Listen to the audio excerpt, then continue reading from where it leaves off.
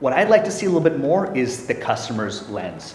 How can we think about a journey from not a product perspective of how do I apply for and get a credit card approved, or that one specific journey, but a journey that might cut across different product groups. What would that look like? Because for a lot of consumers, they might have a great experience with one part of the bank and a terrible experience in that same journey with another product within the bank. And at the end, they ask, what's the NPS score? And if it's ranked low, well, what was the problem? They had one great experience and they had one terrible experience. So some of the insights that they need to put in place need to be much more specific and looking at the holistic journey of consumers, because that's what they want. They don't want a great beginning and a terrible middle and then a nice end. They want a seamless, frictionless journey across all products and services.